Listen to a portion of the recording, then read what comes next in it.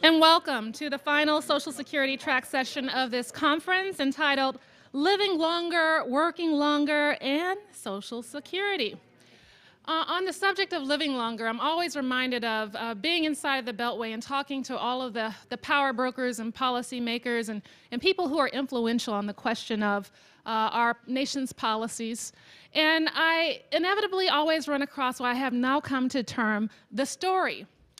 Talking to a very prominent policy think tank leader who happens to be at the helm of all efforts to rein in our federal spending and bring Social Security under control by doing a number of measures, including raising the retirement age. She, as I was talking to her, she began to tell the story of her father. And it just dawned on me that a lot of people are coming at this question of the future of retirement in America from their own special lens, the perspective of their personal experiences. And the story of her father is one of he was a lawyer and he worked a desk job and he worked way beyond retirement, and it was his conception that he wanted to work until he died.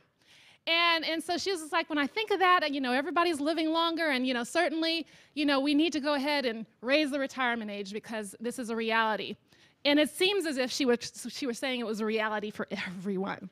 And then I go to an editorial board meeting at a prominent newspaper, one of the big two, name will remain nameless, and I'm sitting there in the editorial board meeting with the head of the editorial board, and he begins to tell his story about which was a justification about why they believed as an editorial board in slowing the growth of spending under entitlement programs, including Social Security, in part by raising the retirement age. And his story was his father, one of a professor's life, who was a desk job person who enjoyed being a professor. And, certainly, that was his justification and his example that he called to mind for why they took a particular position. And so I began to think, I'm just like, wow, could it be that all of these prominent people have this narrow slice of perceived reality? And then they're layering this on top of, because then I began to think about my father. And my father's story was not that. My father actually began working, and he is now 60, I don't know, he's in his early 60s, 64, I guess now. He began working when he was just a child. I don't know if you know, they grew up in the Jim Crow South, and they actually let kids out of school to go pick cotton. And so my father and my mother worked as young children picking cotton. Then he went and got a job at the age of 10 working at a gas station.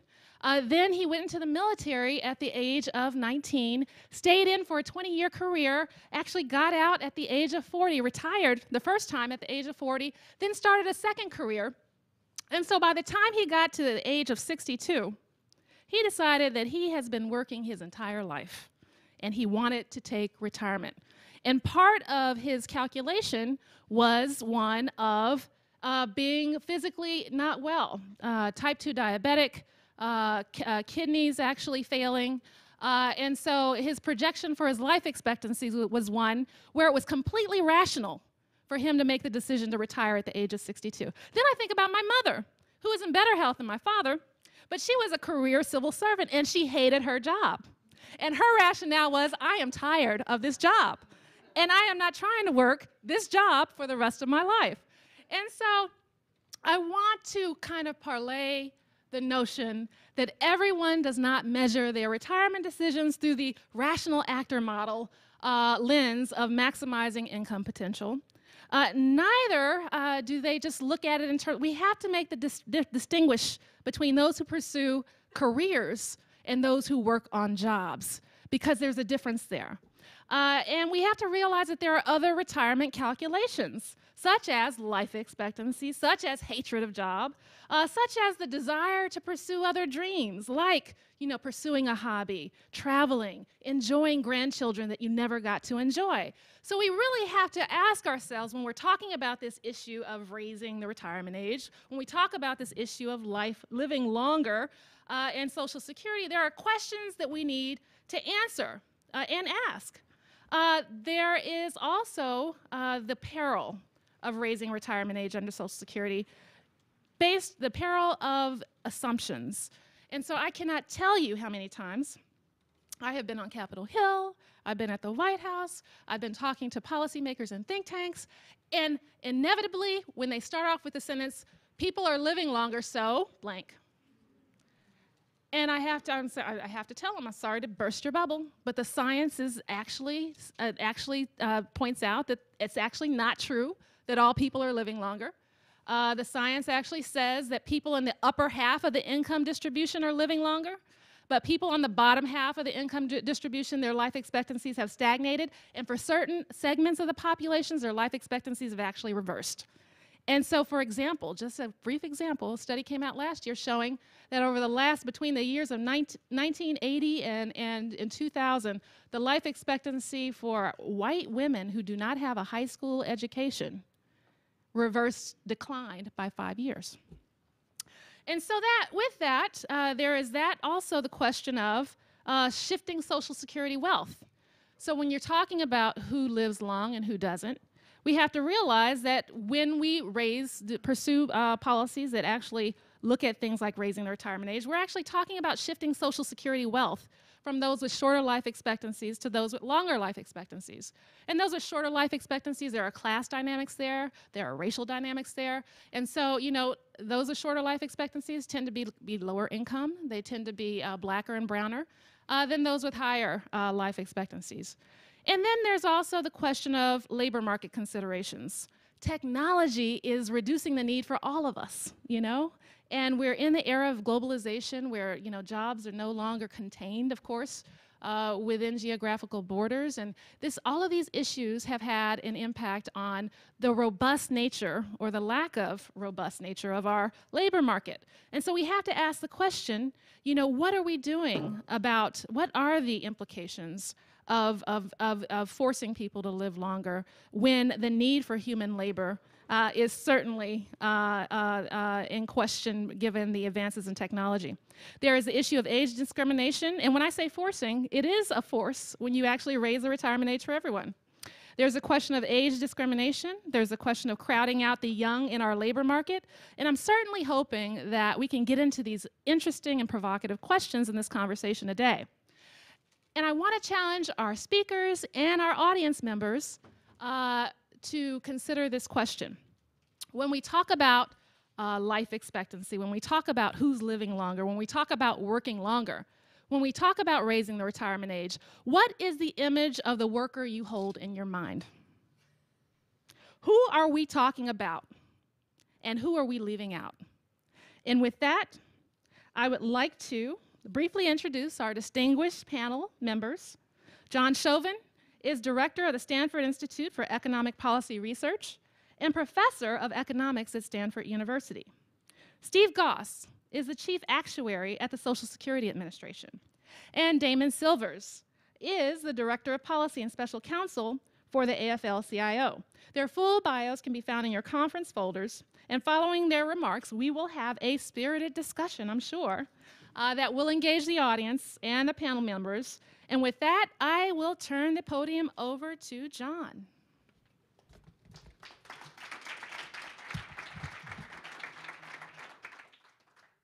Boy, am I glad this is not a talk about raising the retirement age. What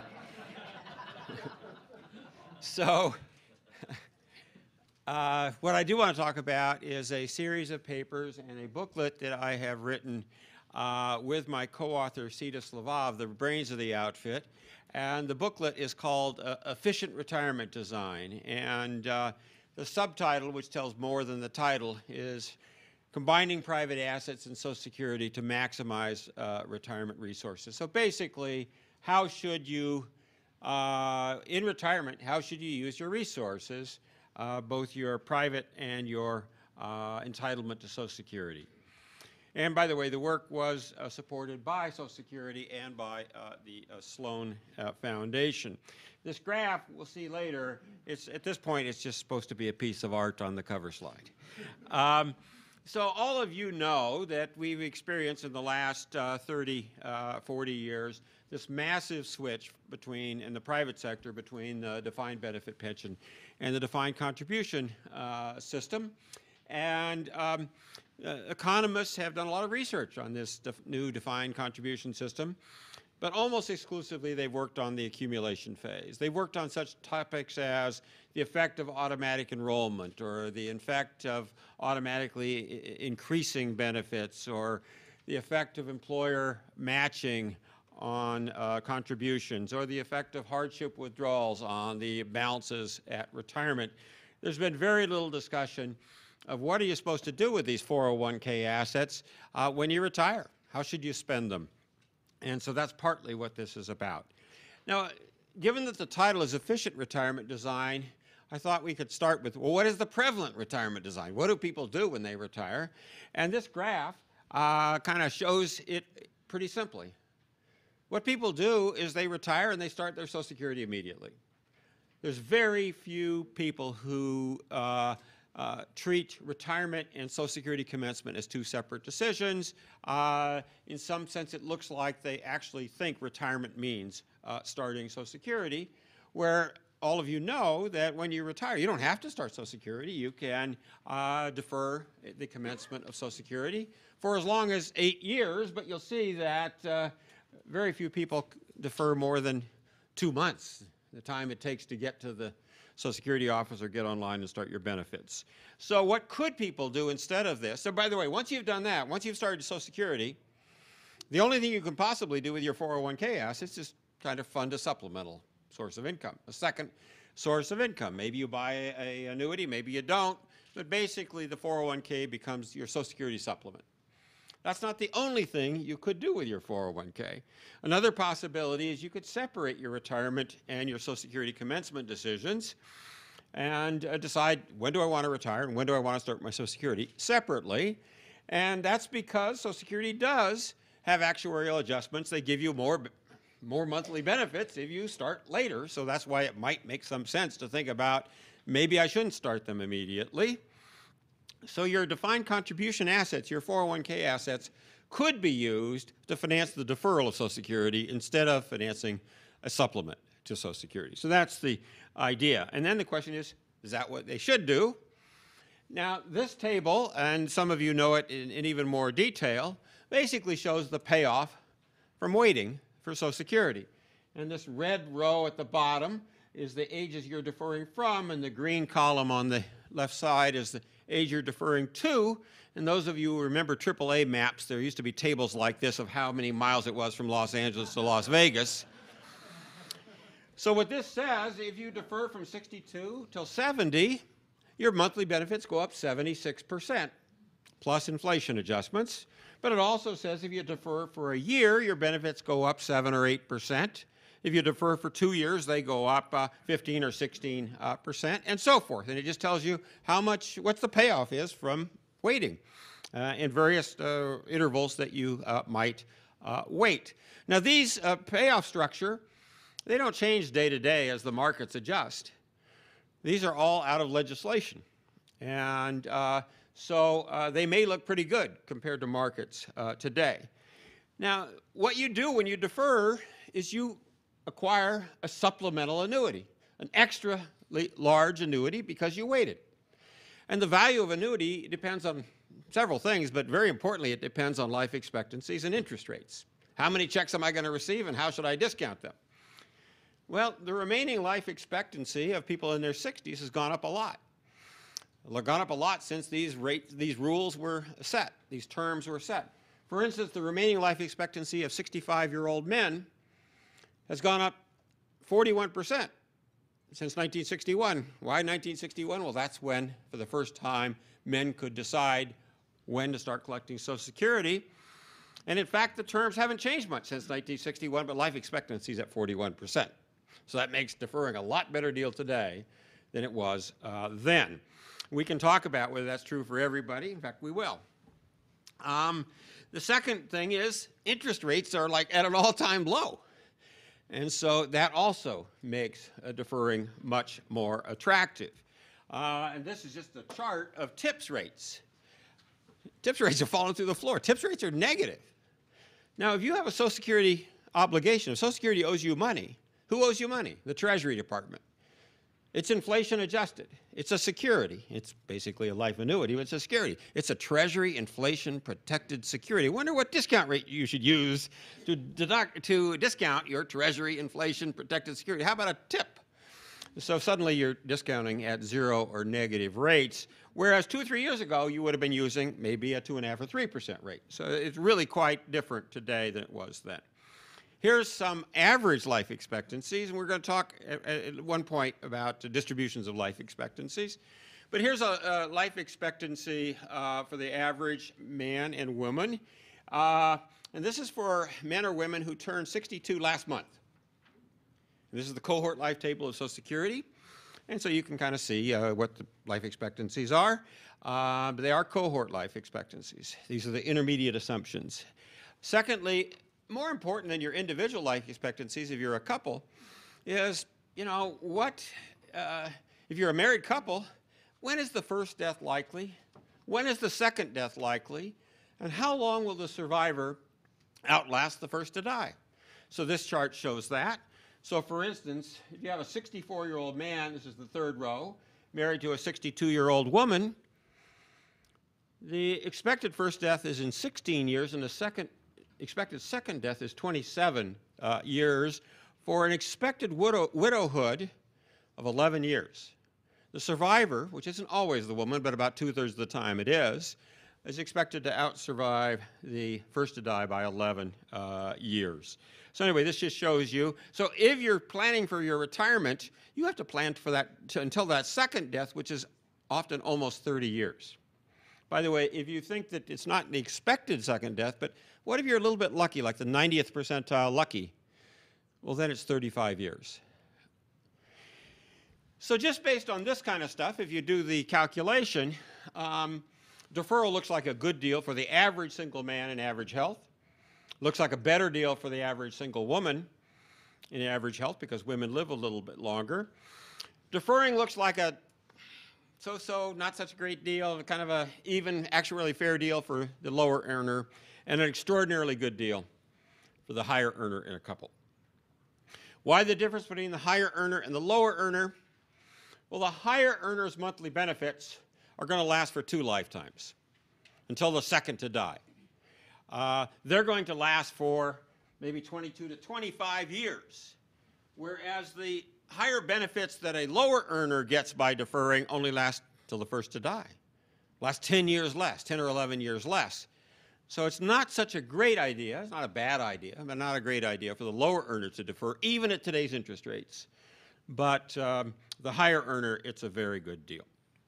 So the suggested strategy for people in average health would be that men should defer till 68 till 70, to 70, but between 68 and 70, not starting at 62 or 64. And if you're in better than average health, 70 would be the preferred. Women, even in average health, should defer till 70. The higher earner in a couple should almost always defer till 70, unless both members of the couple are in poor health. And the lower earner, it doesn't really matter. Pick your date. It's kind of actuarially fair. Now, there is an unbelievably good deal. Steve and I wonder whether it should be there, which is that you can get paid while you're deferring, paid by Social Security while you're deferring. So if a higher earner decides to defer till 70, they can start collecting spousal benefits at 66 on their spouse's earnings record and still continue to defer on their own record, and at 70 start claiming their own record.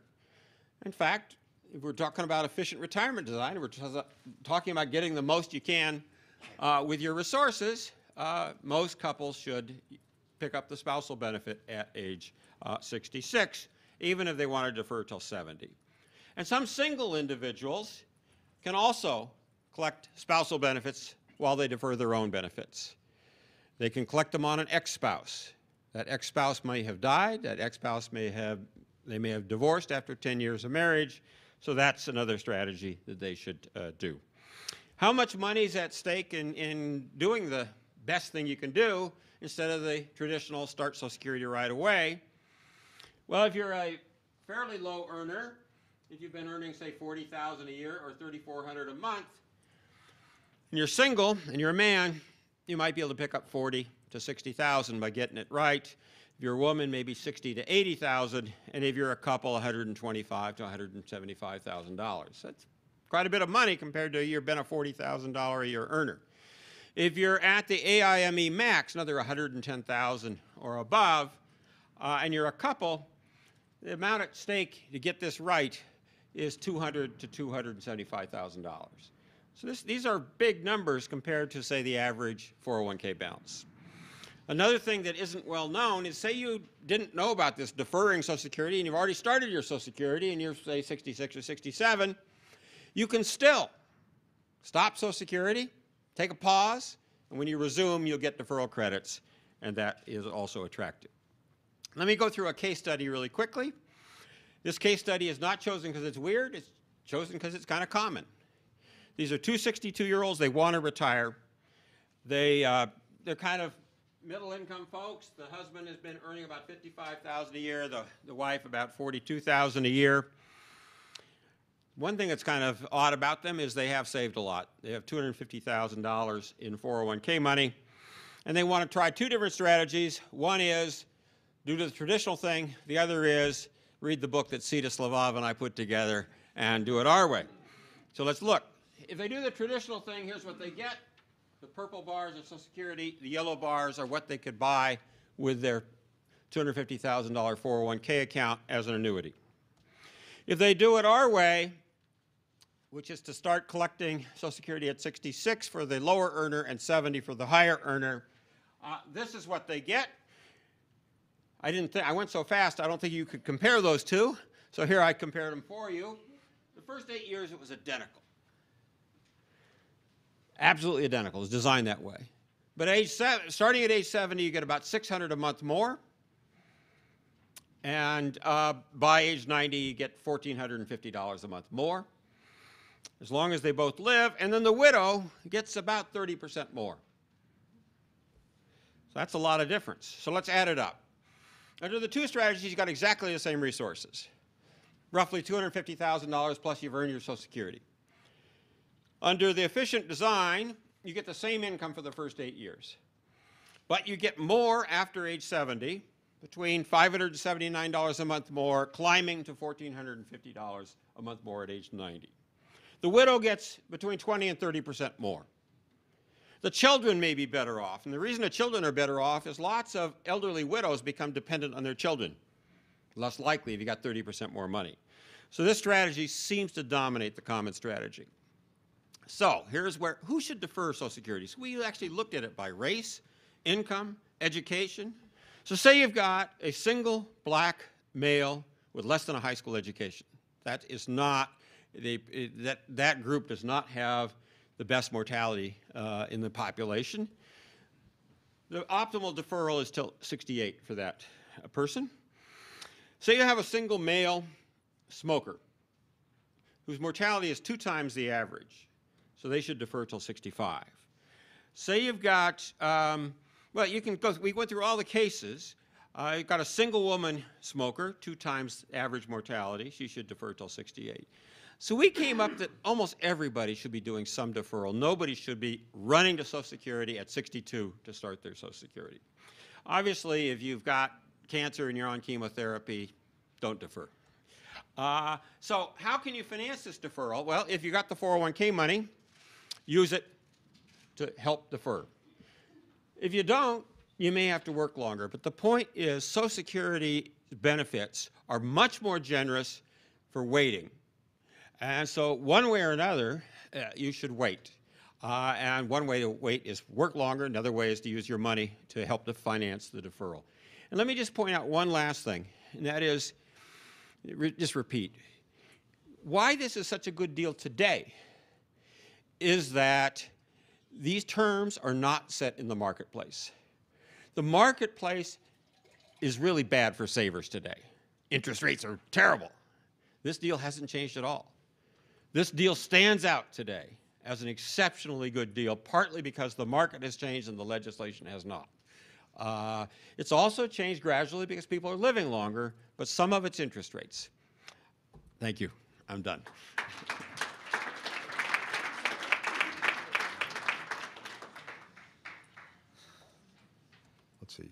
Click. Well, hello. Good afternoon. Great to see you all. What a great topic. And I guess, Maya's comments make me think about what was my first job.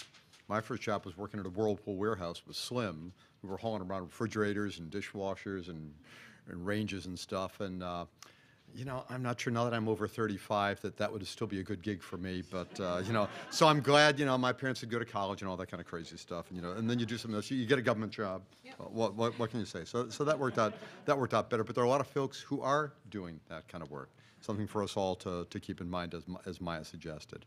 I'd like to really sort of talk about three things here, and I know we're going to be very time limited because Tom's got the cards over here. Whoops. Part one, the living longer concept. Part two, sort of the effect of work on the actual status. If people actually did do more work than we're expecting, what would that do to the actual status of Social Security, its viability, its solvency? And the third one is a little bit of sort of what John was talking about, these early and delayed retirement factors, sort of a little bit of the history and how they've come about and how we're looking at them for the future. So the first thing is, well, longevity. A lot of talk about life expectancy, death rates dropping, how fast is that going to happen? Here's a little picture of men and women, color-coded here, as you can see what's gone on in the past. And females, as has been pointed out, have not been doing all that well since about 1980 or so.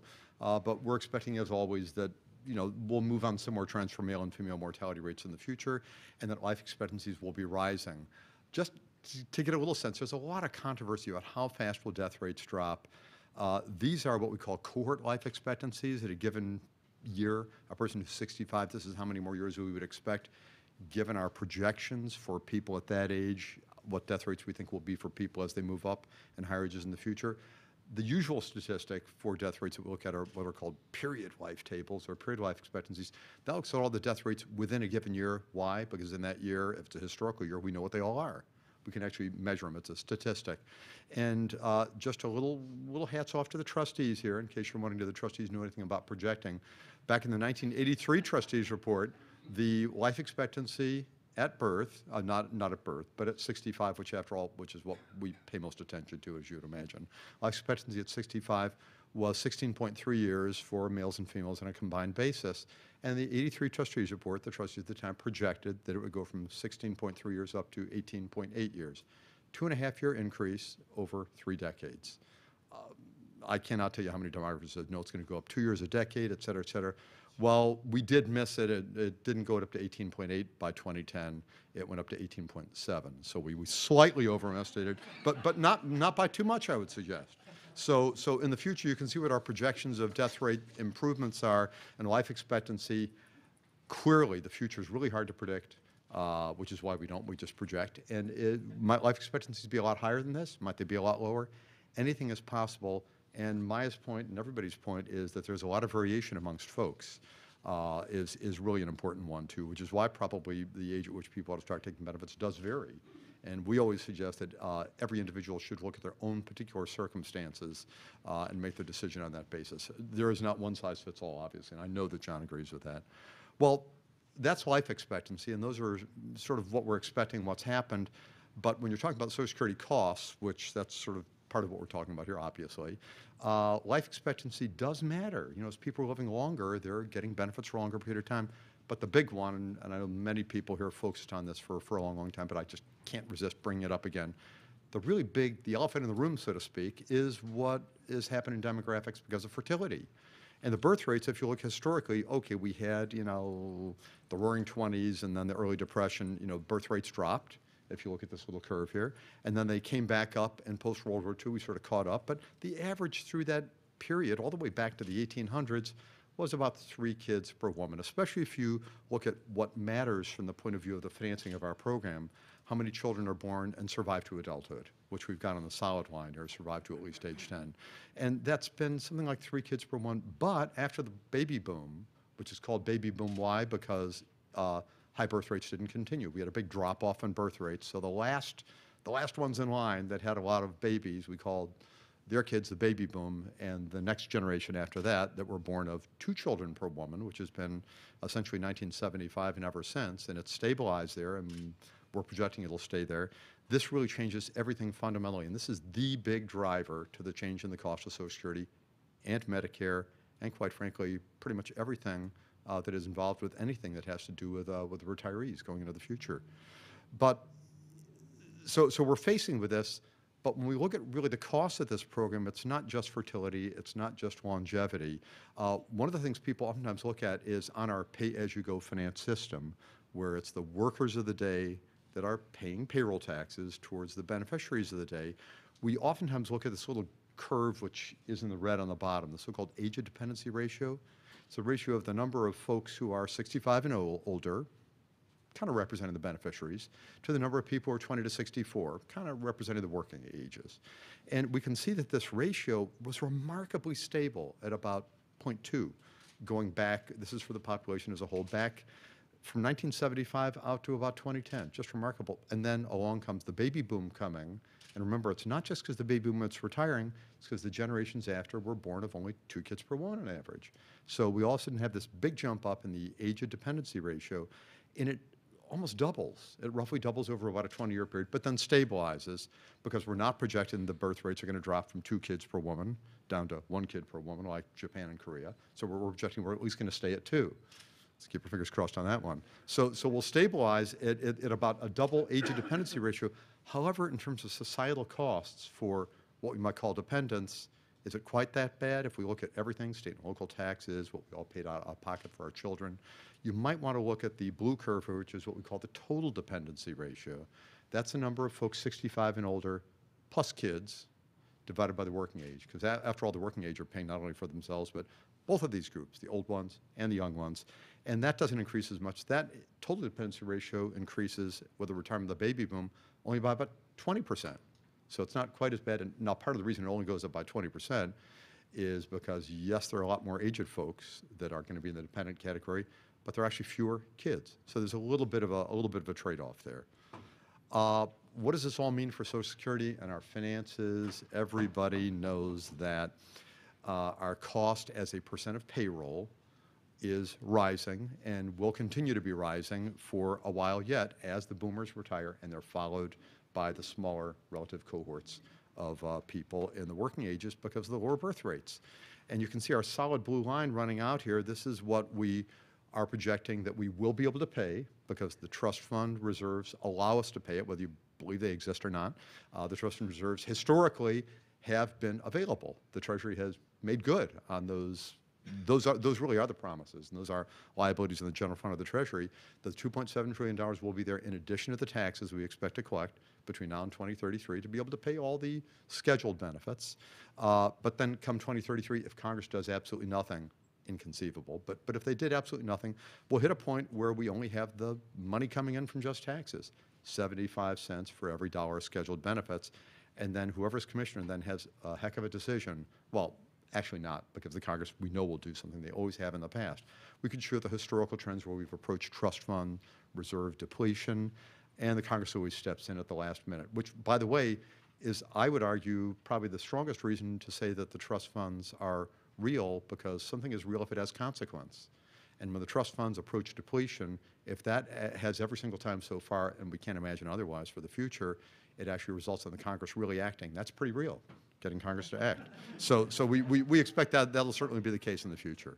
Okay, so living longer, well, living longer as we are living longer, we have greater life expectancy. Is that going to result in working longer? Well, living longer, we believe, we expect, will imply better health status at any given age, pick 65, 70, whatever.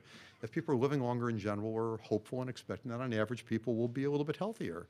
That probably implies that people's ability to work, on average, will be somewhat higher. Not for everybody. There's a lot of variability. This will vary by race. It'll vary by lots of different things.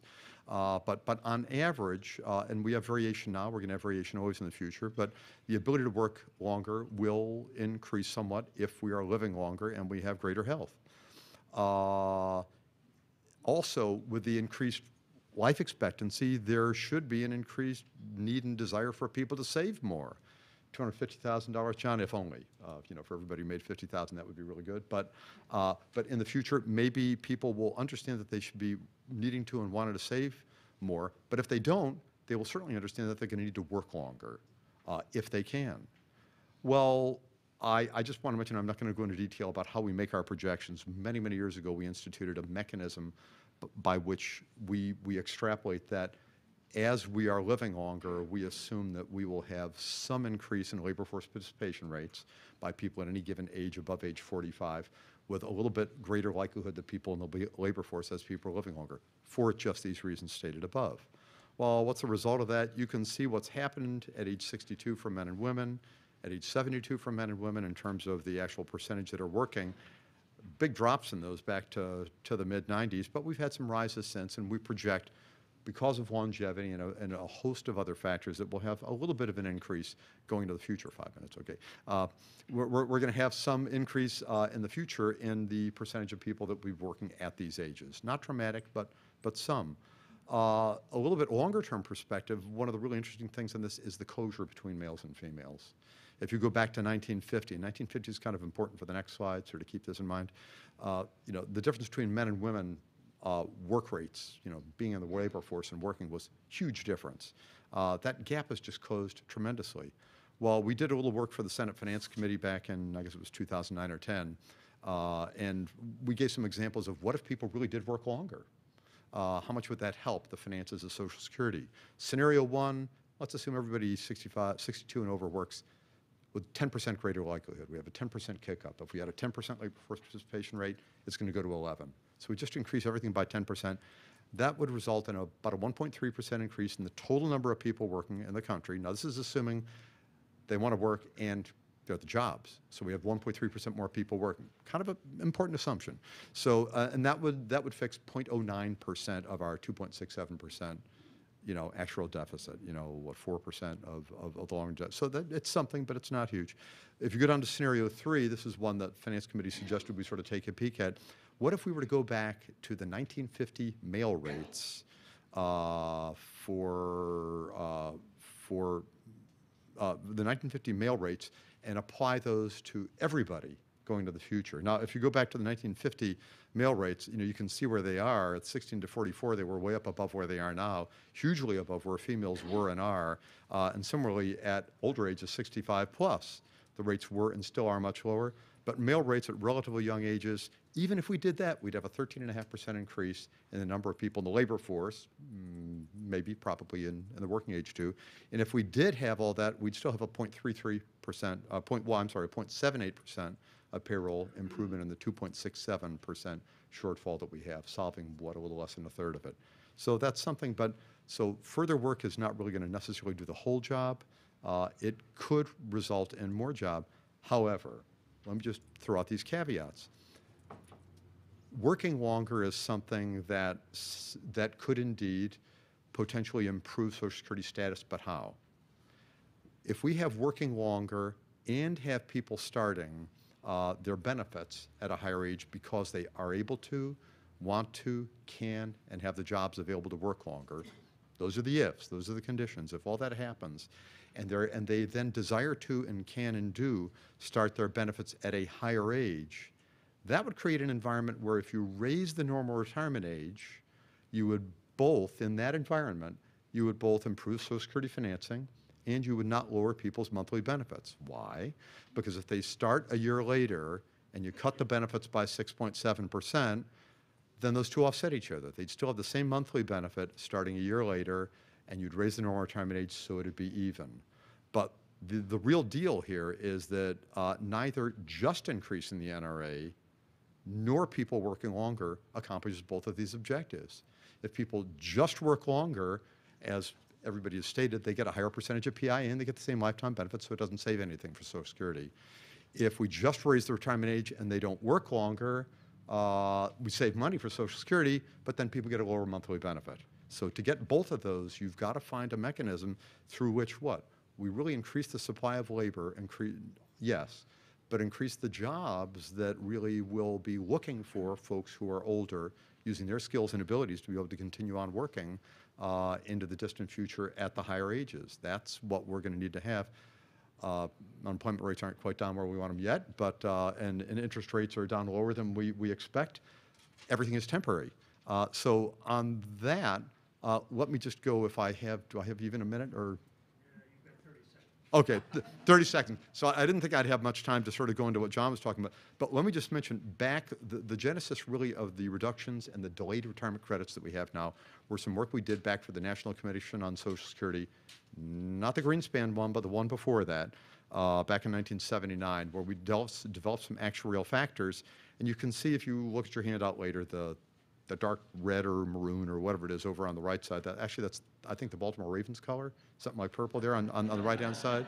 And you can see where they were back relative to 1980 mortality and the presumed 2% real interest rate that we were working with at the time.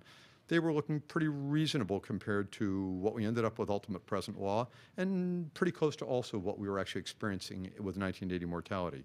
If you jump up to 2027 with now our presumed much higher than this moment's real interest rate, 2.9% ultimate, you can see at that, if you look at these bars, what these bars represent is the percentage of your full benefit, your PIA, that you get at any given age if you start your benefit at that age.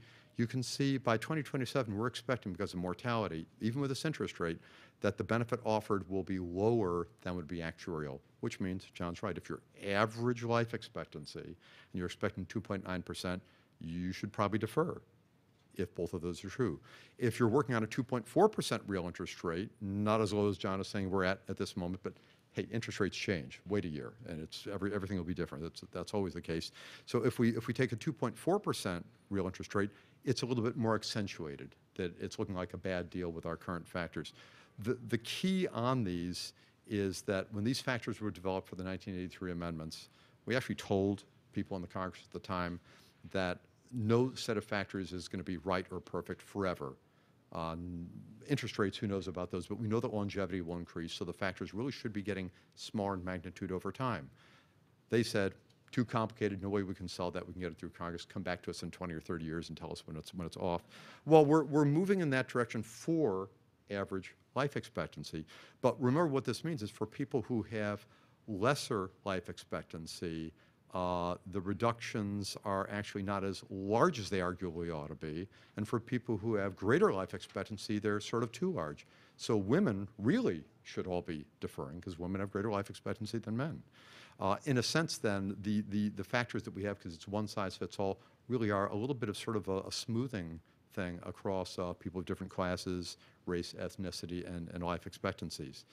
So let me just jump to the conclusion, which is that, and this is, I guess, the point that I would make, that if you want to raise the retirement age, I think everybody should feel comfortable doing that if we have these conditions, that we really are living longer, we're living healthier, people are therefore able, willing, and wanting to work longer, and the jobs are there, and, of course, that we want to reduce the cost of Social Security. Now, you can accomplish all those if people are able, willing, and have the jobs available to work longer, all those, and you want to reduce the cost of Social Security, and you raise the normal retirement age, you will accomplish all those things.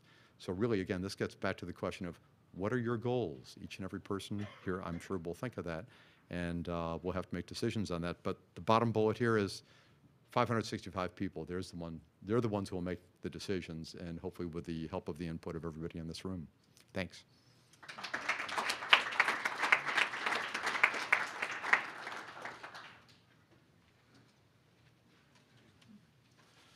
Good afternoon. Let's see, we can make this, there we go. One more. All right, well, good afternoon. I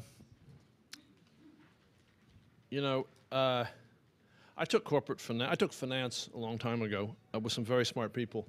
John reminds me of some of my teachers, although I hope you'll forgive me that I took it at Harvard and not at Stanford. The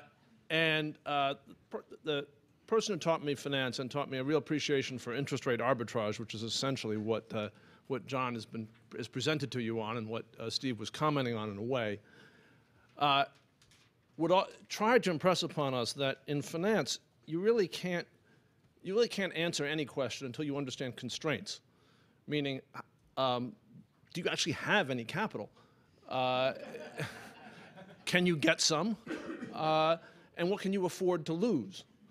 Meaning, in the class we took, which wasn't actually about Social Security, a hedge fund that's promising a 25% return might look great, but what if you have to mortgage your house to invest in it?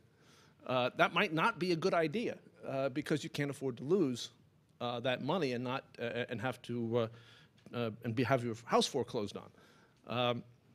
Now, this is a highly relevant kind of place to begin with looking at this question of both the sort of narrow question that we, I think, were formally charged with, which is to talk about, John's observations about sort of rational strategies, and the larger questions that Steve talked about. And we heard a couple of kind of, I don't know, assumptions or constraints or something described in the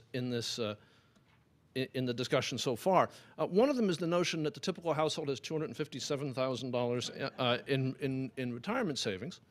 Another one is that we could imagine that we could think about the world as if we had 1950 levels of workforce participation, which is, by the way, could be described with another word, which is full employment. Super full, because we were in the middle of 1950. For those of you who weren't there, I wasn't there, but I've read about it. 1950 was in the middle of rearming to fight the Korean War, and most Americans were working. And I should also note that if you look at data on dependency ratios, recent data on dependency ratios, it's not about demography, it's about macroeconomics, right? That that no one can find work, and that people are in a variety of ways being, quote, dependent because they don't have any choice. All right, so I think we'd all agree that if we had full employment and if we all had $250,000 in our retirement accounts at retirement, that a lot of these problems would look different. And they would also look different if we were all healthy, or if we were all able to do the jobs we like to do, and if we liked doing those jobs. All those things would make this problem a lot easier to solve. What I'm going to talk to you about is the actual world we do live in around this issue, which is a little different from from the assumptions I just went through. So what I want to start with is that there is really, oops, this is not the order I was supposed to go in. Oh well. So we're going to do this in a different order. Here we go. We're going to start here. I'm going to start here and go backwards.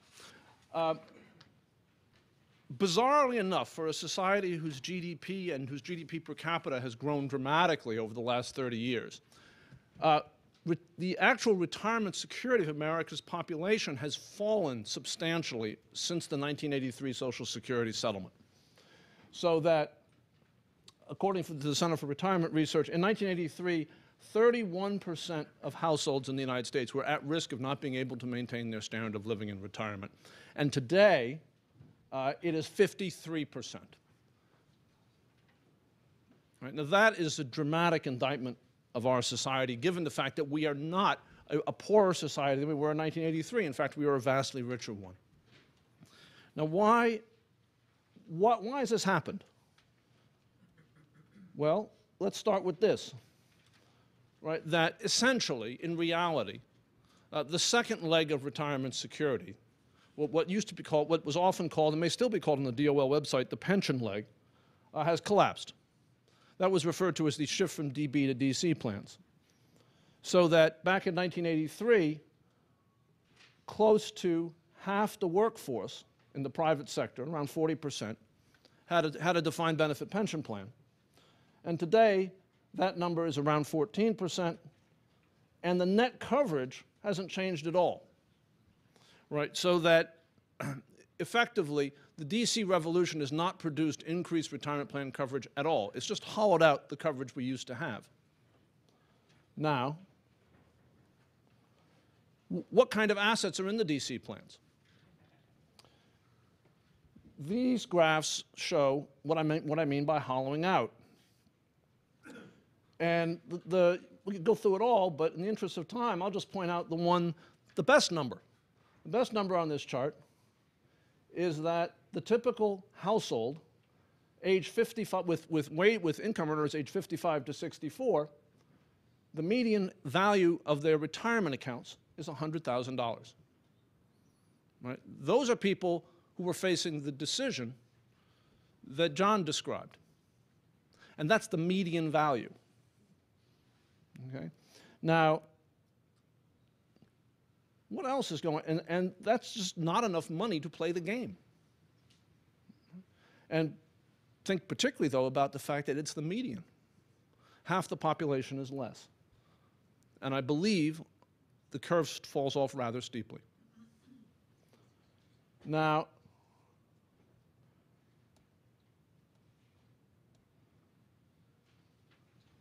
another way of looking at this is look at the assets of the people who will be affected by any likely changes in the Social Security and Medicare systems. The cohort that I can say I'm barely in, of people ages 25 to 49. And you can see that what's happening to them is that largely under the weight of crushing debt, their net worth is declining. This is of 1989 to 2010. Net worth of people at this age bracket down by 32%. Now, if this isn't bad enough, let's look at this through the lens of race. Because when you look at it through the lens of race, you understand that, you think about John's categories, that single African-American male facing the kinds of interest rate arbitrage calculations John was describing has no assets. Median African-American household wealth is $4,900.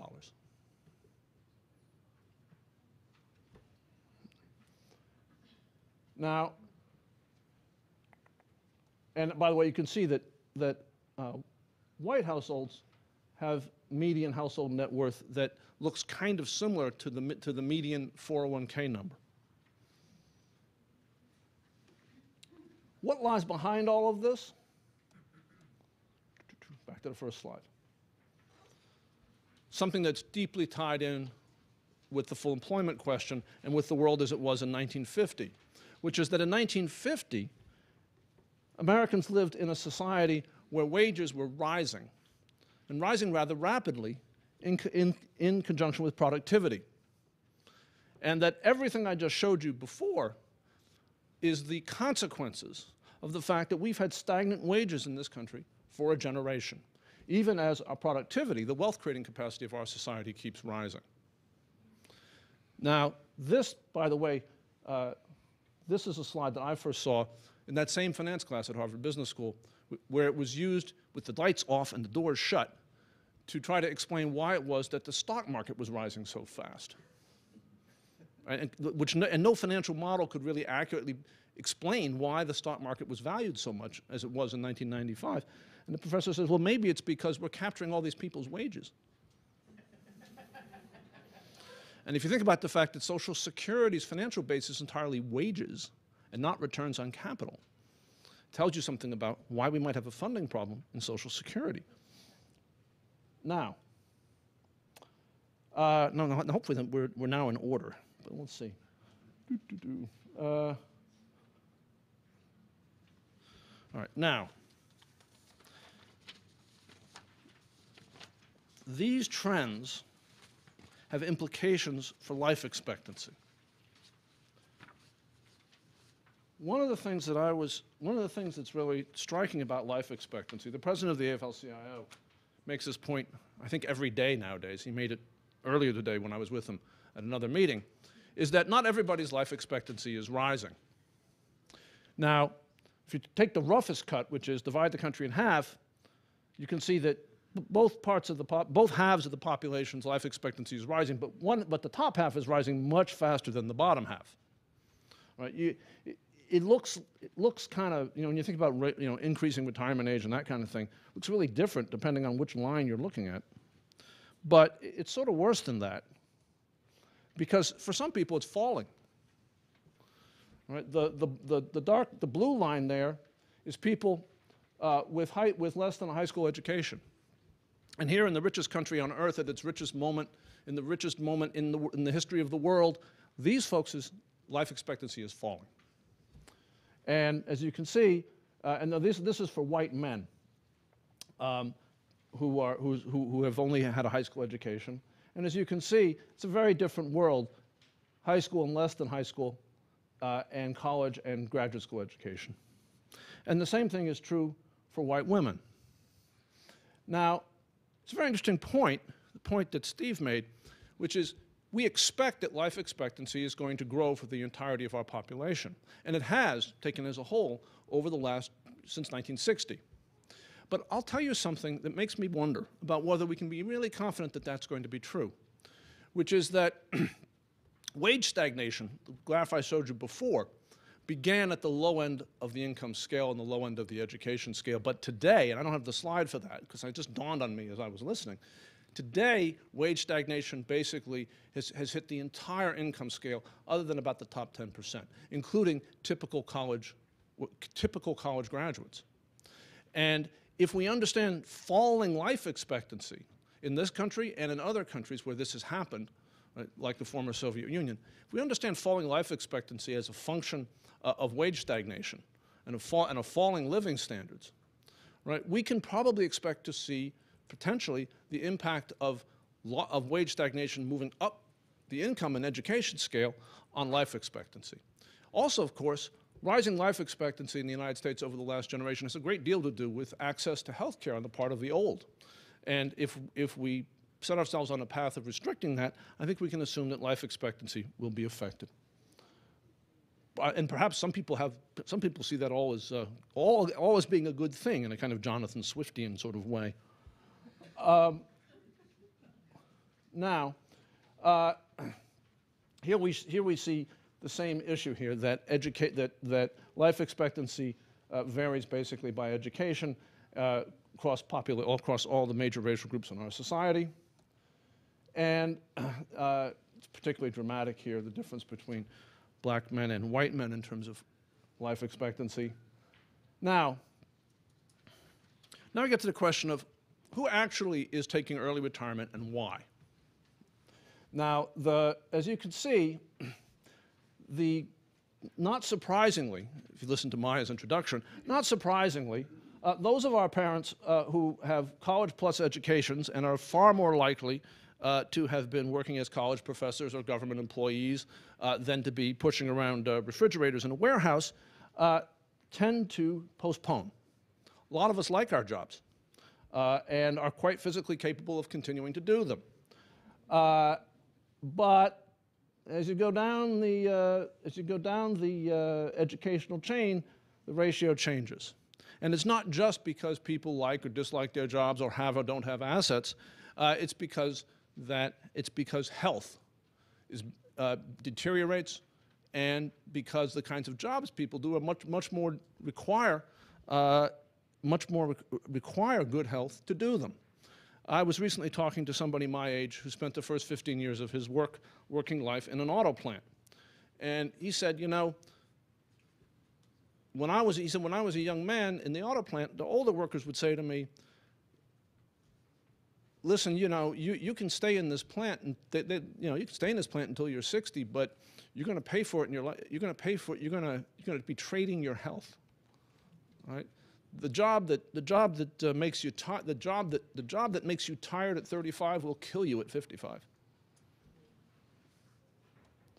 Now, when people are asked why did you retire at the age you did, all right, the typical reason displays, again, according to kind of, for lack of a better word, class status, right? You have folks with enough money to stop working, which is probably not the folks with $100,000 facing 30 years of retirement on this end, and then you have health problems, disabled on that end. It's two different societies, two different presents, two different futures. Now, we have finally the question of, are there jobs available? And what are the implications of the push that's already underway because of the collapse of the second stool, the second leg of the retirement stool, pensions, the push toward people working longer? Well, for starters, older workers are disproportionately affected by unemployment, particularly unemployment in the current and not ended economic crisis. So that this is a graph of the duration of unemployment as of 2012, and you can see that for workers under 55, the typical duration is 34 days, or 34 weeks, I guess. I'm not sure what the unit is here, but weeks, 34 weeks. And for those over 55, it's 51. And while workforce participation among older Americans is rising, again, as a result of the combination of two things. One is increased health and life expectancy. The other is collapsing retirement security. Let's come back to my first slide. In parallel, workforce participation by the young is falling, right? Which is a profoundly dangerous thing because, as has been documented over and over again, and most recently by the International Labor Organization, you rip apart your human capital when your young people don't start to work in their late teens and early 20s. It's very hard to reintegrate people in their late 20s who've never held a job. Now, finally, we face the following question, which is deeply tied to the slides you saw earlier that showed the nature of the baby boomer demographic anomaly, which is that for the remainder of all of our working lives, older Americans are going to be critical to whether our society and our economy recovers from its current prolonged crisis of aggregate demand tied to wage stagnation. And as you can see, right, the older households don't save, they spend. So that essentially if you contract the income of older Americans, you have a much bigger hit on aggregate demand, dollar for dollar, than if you contract the income of younger people. Now, in truth, we shouldn't be contracting the income of anybody. But if we pursue as a public policy objective the notion that despite the fact that Social Security is a really anemic program in relationship to other developed countries' national pension systems, in terms of income replacement, if we pursue the notion that somehow older Americans just have too much, and need to have stuff taken away from them, income taken away from them, in the form of both cuts to Social Security or cuts to Medicare, which include increasing the retirement age, there will be macroeconomic consequences. And they will be very serious. And we should contemplate the possibility that if we make this type of misguided decision, right, that we will not only have a lost decade, we've just been through, depending on how you want to characterize it, at least one lost decade, maybe 1.5, right? That we will be in for lost decades, right? As our economy is constricted by the combination of what we already see, which is the collapse of the second leg of the retirement security stool, the pension system, compounded by cutbacks in what is already truthfully an underpowered social insurance system. Thank you. Thank you.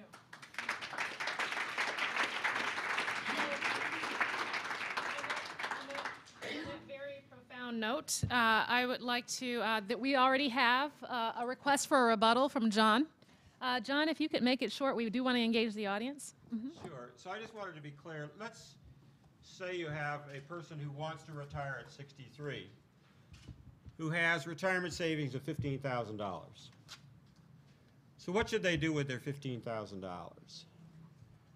Well, roughly, they could defer Social Security for 1 year. As much as we may not like it, $15,000 is about what they're going to get from Social Security for that first year. If they do, they're going to have Social Security benefits that are 8% higher for the rest of their life. There's nothing better they can do with their $15,000. So the example that I gave with $250,000 actually works at $15,000, or $3,000 for that matter. $3,000 you might be able to defer for 2 or 3 months. This deferral works even with small amounts of money. And they're really, I mean, you think what you can do financing the rest of your life with $15,000, the options are limited. All right, Steve. Yeah, just a real quick comment. think this is fascinating. Perhaps it's why I was strategically speaking between these two gentlemen and maybe should have sat between them. Because I think we're having two conversations, really. I think John is on a perfectly valid point, which is strategies for retiring for people who have certain kinds of opportunities and certain kinds of means. And Damon maybe is talking about other kind of folks who maybe aren't in a position to have those kind of strategies. Even for the people who do not have a lot of assets, it is clear that if they're in a position where they can keep working, they've got a good job they like, they can stay at, and they can work beyond 62, by and large, if they're not in really poor health, it will be advantageous for them to work beyond 62 and start taking their benefits later. And I think that's one thing. If people are not in good health, if they have low life expectancy, if they're challenged, they don't have a good job, and the job isn't available, then obviously they have to take the benefit right away. Damon. I think the people John is talking about is sort of a different group. Damon. Yeah. I think perhaps I've been misunderstood. Look, I think John's work is very valuable, and I don't disagree with it. I don't disagree with it analytically, and I think it's, it should be useful to folks who have, essentially, remember how I began, to folks who have money they can afford to put up. And I would just say, I would just note that, say you have say what you have actually is $15,000, right? Most people who have $15,000 want to keep it, right? Because something might happen to you, right? You might have a healthcare expense you can't fund. Your car might break down. I mean, folks generally, it's the $15,000 you can afford to use to substitute for your Social Security. And if you've got that, then fine. I mean, I don't have no quarrel with John's work. Okay, thank you. I would like to ask those with questions to come to the microphone. We'd ask you please identify yourself and your organization because we are actually recording this. And please keep your question brief so that we can get as many people in as possible. Chair of the Society of Actuaries Committee on Post-Retirement Needs and Risks, and thank you, Damon, for using some of our data. I want to try to reframe the conversation a little bit, or in asking the question. We've been talking about Social Security and a little bit about 401k money as well, but not about the total picture. And we haven't also, people talk about benefit cuts and benefit increases in monthly income, and then we heard from Steve about a 41% increase at one point in life expectancy. But we haven't been talking, or from John, but we haven't been talking about this in terms of lifetime value of benefits and how that's changed over time. And I think if we talked about that be a little different way, if we think about people's total position in life, and with the other resources that may not be very big, we find in our research, first of all, people haven't thought through all the issues about working longer. I think for those who can, that it really is important to think about working longer when they don't have the resources. Would like your comments. But also, I think this is not just a conversation about retirement ages, but it needs to be a linked conversation about retirement ages and disability benefits and the kind of benefits that are paid to people who can't work, who are really not in a position to work longer, whether that be at 59, 62, 63. And your I'm question? interested in your reaction to that. Okay. Anyone? Steve? Well, I guess one little comment, and that is one of the points that Anna was making was talking about, and I see Gene in line, about the lifetime value of benefits and how that goes up over time. It is true that if we keep the same retirement age and the same monthly benefit levels and people are living longer and longer, there will be a larger lifetime benefit. But I think the thing we really have to keep in mind and step back is that people don't live from day to day and pay the rent and pay for that day's meals on the basis of lifetime benefits. They pay for those things on a month-to-month, on a week-to-week, on a day-to-day basis. So monthly benefit levels is probably what we really have to focus on. If we're worried about paying too much, then maybe you do try to find a way to have more jobs available that people can take at higher ages so that we can have benefits start later and keep the same monthly benefit. But I think my view is just viewing solely on lifetime benefits as being a measure of what we should do in terms of adequacy of benefits for people in old age is a problem. Okay. Let me just mention one thing. It's not anything about it's on a different topic than what I presented. But I think that with Social Security, we are likely to have more means testing in the future. And one form of means testing would be to raise the retirement age only for those with high lifetime incomes. Social Security knows the average income that you've had in your lifetime, and so you could imagine that those with high incomes might have a full retirement age of 69, and those with lower incomes might have a full retirement age of 65. I don't know, but then that would be a form of means testing. Which John, might could be I just mention, satisfactory. for those interested in following that thread, Simpson-Bowles plan. Yeah. Simpson-Bowles plan, that's Steve. what we have. Steve Schoenfeld, Chair of the Society of Actuaries, Social Insurance, and Public Finance Section Council. What a hint. I'd like to talk about goals and consequences.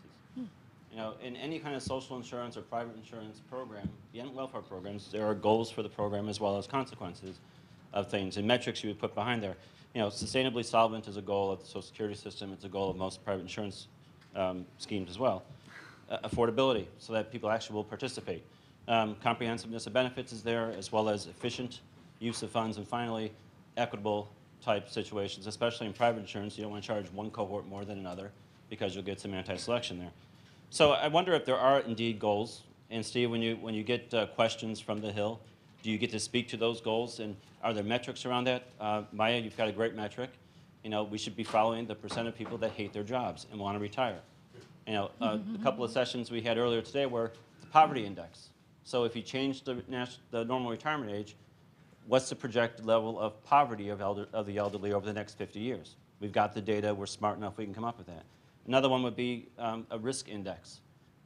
How likely is the funding of Social Security susceptible to the risks of demographics or wide swings in the assumptions, such as the birth rate, market conditions, and so forth? So I'm sure all three of you can speak to that, but goals and consequences, because I think the biggest part of this is we don't give the right context on the Hill of the decisions they ask us to assess. Steve, I'm going to take a moderator's prerogative and ask the two people standing behind you to ask the question as well. We only have 2 minutes left, and so if you could come forward and ask your question, and I will have them address it. Gene Sterling, the Urban Institute. Steve alluded to this a little bit. In Social Security, one can play the game John's talking about by after age 66 by not retiring. Social Security would hate that. It would administratively be a nightmare. And so the question is it time to start thinking about partial retirement options within Social Security? And if so, how do we do it? And then the third question.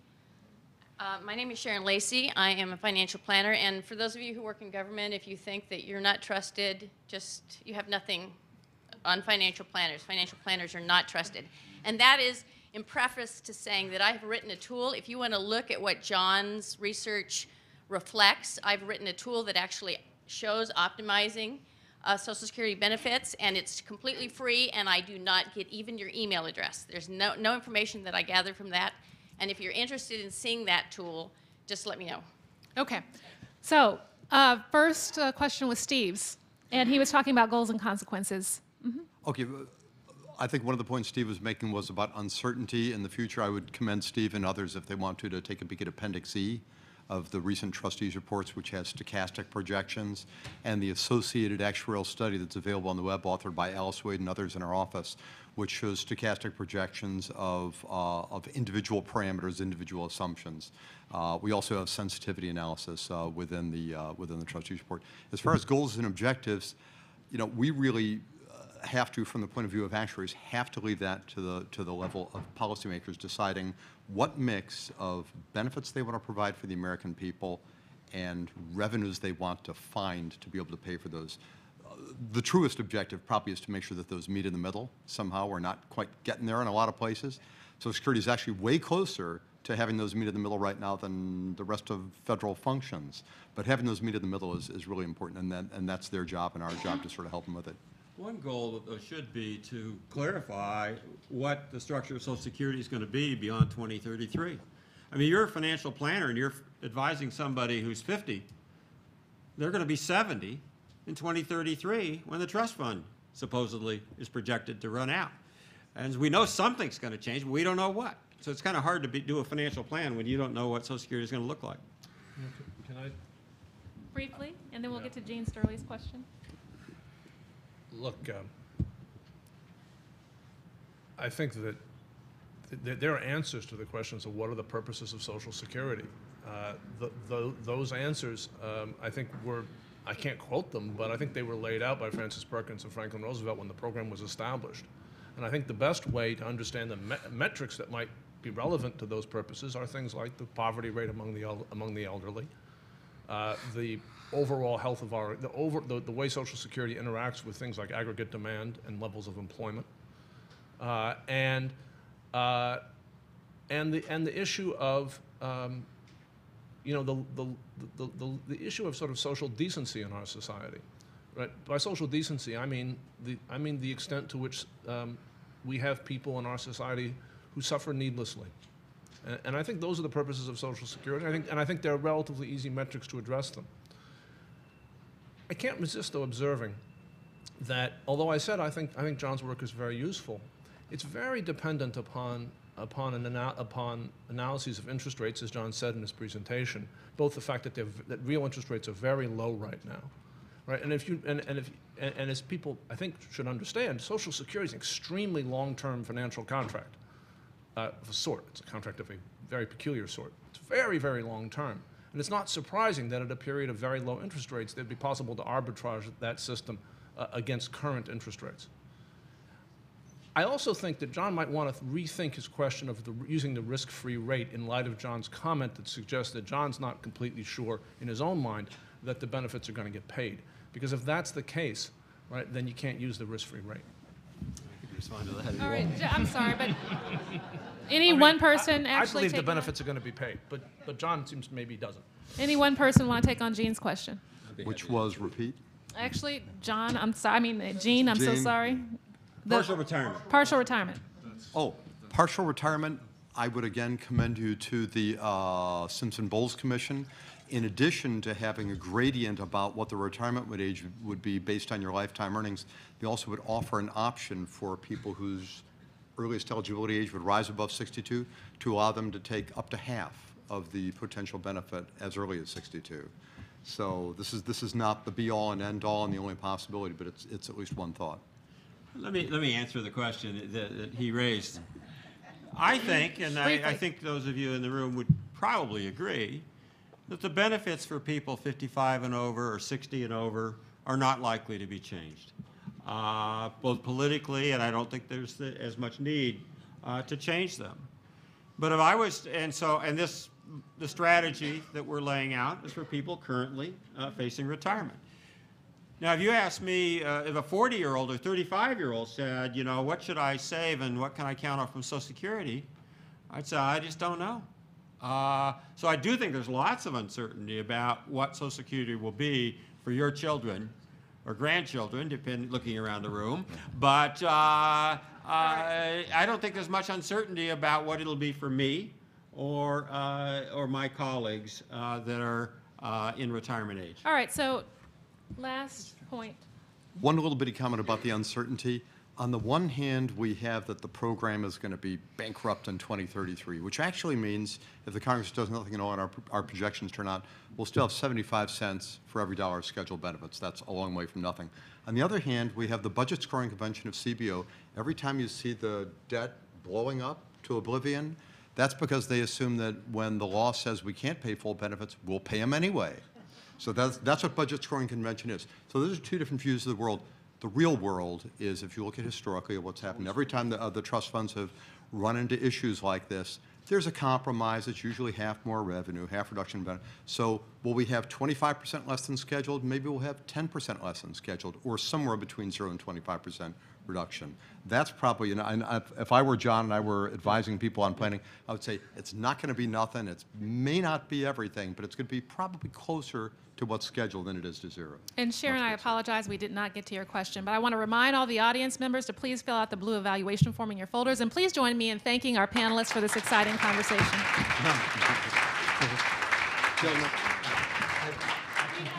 We have a short break now, but please come back to this room at 2:45 for the final session of the conference, which is entitled "No Benefits If They Won't Pay for Them: Why Young Americans Are Willing, what young Americans are willing to finance."